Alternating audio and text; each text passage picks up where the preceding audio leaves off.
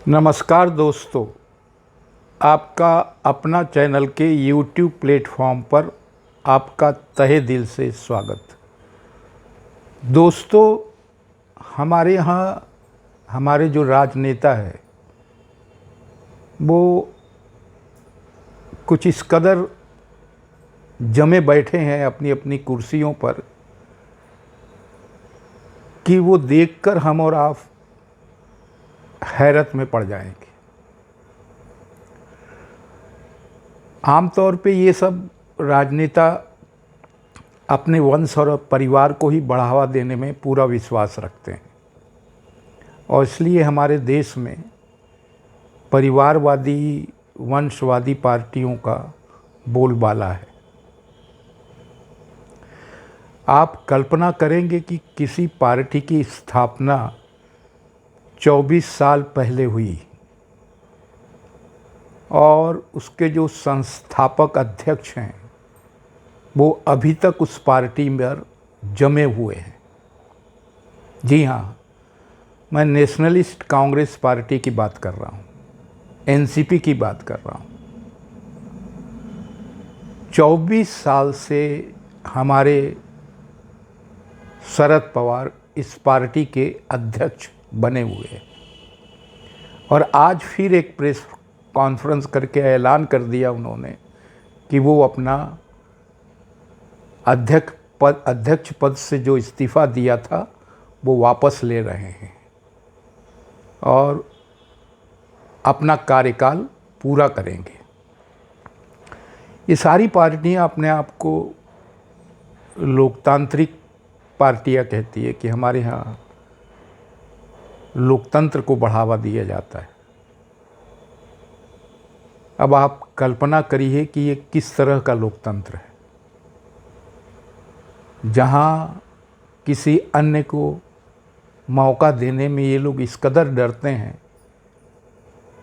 कि उन्हें लगता है कि भाई हमारे हाथ से सारी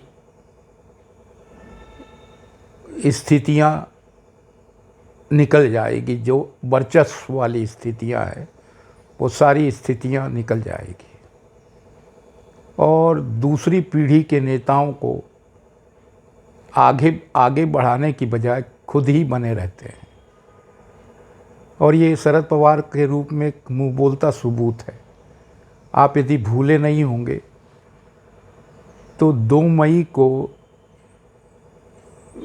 पवार साहब ने एनसीपी के अध्यक्ष पद से इस्तीफ़ा देने की घोषणा कर दी थी। अप्रत्याशित था निर्णय और उससे 2-4-5 दिन पहले उन्होंने कहा था कि भाई रोटी बनाते समय तवे पर उस रोटी को पलटते रहना चाहिए, नहीं तो वो जल जाती है। अब इसके कुछ और मायने ले लिए राजनीतिक पंडितों ने। उन्होंने ये अर्थ निकाल लिया कि पवार साहब अपनी पार्टी के नेतृत्व परिवर्तन की ओर इशारा कर रहे हैं, मगर ऐसा नहीं था। पवार साहब की कुछ बीच में अपने भतीजे के साथ जो अनबन चल रही है और अभी भी है, वो बनी रहेगी, स्वाभाविक है। आज अजीत पवार साहब भी 62 वर्ष के हो चुके हैं और पवार साहब की उम्र से तो आप लोग वाकिफ़ हैं, वो 82 ईयर्स के हैं। अजीत पवार साहब ने इस बीच जो अपनी गतिविधियां की, उन गतिविधियों में उनका भारतीय जनता पार्टी के करीब जाने का जो तरीका था, शिंदे और फडणवीस से मिलने के लिए जो उन्होंने उत्सुकता दिखाई, उन लोगों से मिले, उससे पवार साहब के मन में ऐसा लगा कि कहीं पार्टी बिखर न जाए। हालांकि पवार साहब का ये जो अति आत्मविश्वास है, ये अति आत्मविश्वास मुझे लगता है कि उद्धव ठाकरे की तरह ही उनको धोखा देगा। उद्धव ठाकरे साहब को भी ऐसा ही अति आत्मविश्वास हो गया था कि भाई हमारे जो पिताजी है बाला साहब ठाकरे, उनके द्वारा बनाई गई शिवसेना में जो भी शिव सैनिक है, वे सारे के सारे मुझे उनका वारिस समझकर उतना ही आदर सत्कार देते हैं जितना उनके पिताजी को दिया करते थे, या उससे भले थोड़ा सा कम हो, मगर आदर सत्कार तो सभी करते हैं। और ये शिव सैनिक या हमारे शिवसेना के नेता कतई मुझे छोड़कर नहीं जा सकते हैं। और कुछ ऐसा ही लग रहा है मुझे शरद पवार को लेकर, उन्होंने जब दोबारा से ये ऐलान कर दिया कि वो अध्यक्ष बने रहेंगे। हालांकि उन्होंने जब अध्यक्ष पद से इस्तीफ़ा देने का ऐलान किया तो ये भी कहा कि भाई 15 सदस्यीय समिति का गठन कर दिया गया है, वो समिति नए अध्यक्ष का नाम तय करेगी। हालांकि उस समिति की न तो कोई बैठक हुई, और बैठक हुई भी तो महज दिखावा मात्र थी। आज प्रफुल्ल पटेल साहब ने साफ साफ कह दिया कि भाई हम शरद पवार साहब से गुजारिश करेंगे कि वो अपना इस्तीफ़ा वापस ले ले, जबकि ये भी पता नहीं चला कि भाई पवार साहब ने लिखित में कोई इस्तीफ़ा दिया भी था कि नहीं। तो ये चूँकि अपने नेताओं को और अपने कार्यकर्ताओं को मोबिलाइज़ करके अपने पक्ष में एक माहौल बनाने के लिए पवार साहब ने गुगली डाली थी, और ऊपरी तौर पर ऐसा लगता है कि इस गुगली ने उनके हक में कुछ तो भी नतीजा दिया है। मगर ये मानकर चलिए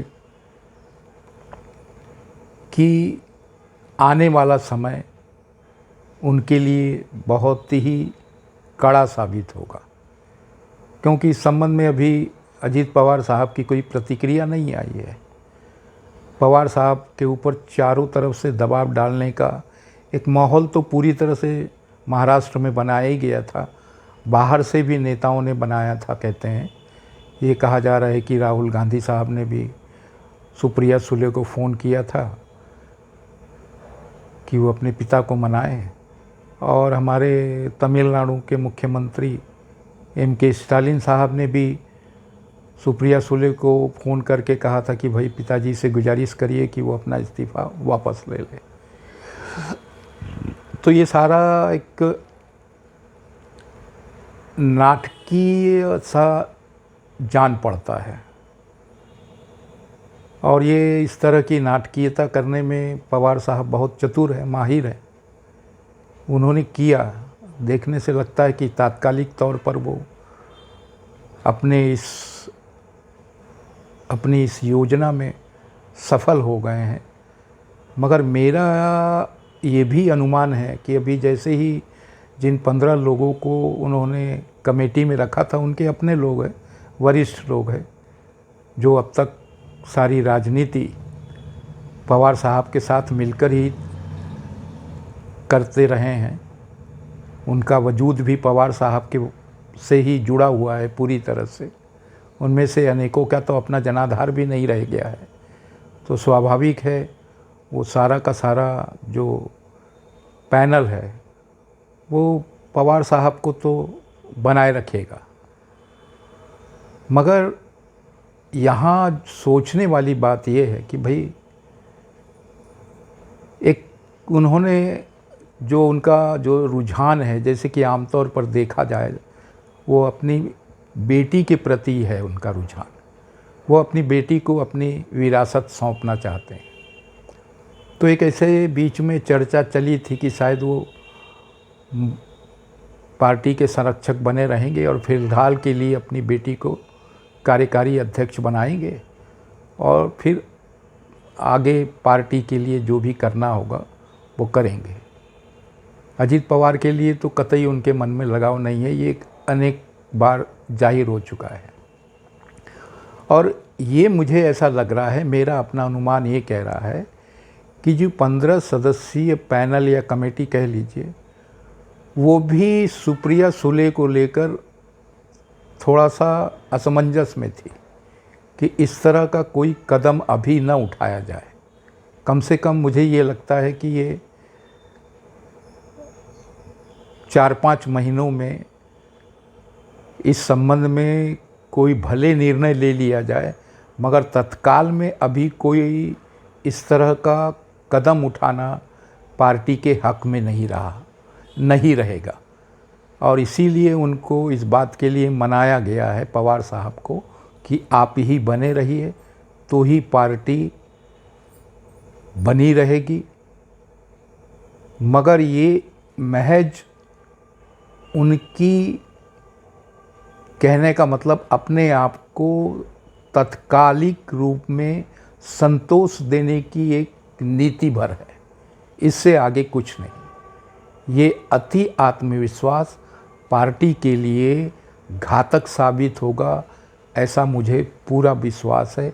अब हमें थोड़ा इंतज़ार करना पड़ेगा, अब देखते हैं वो किस रूप में सामने आता है। तो दोस्तों, आज के अंक में इतना ही। धन्यवाद।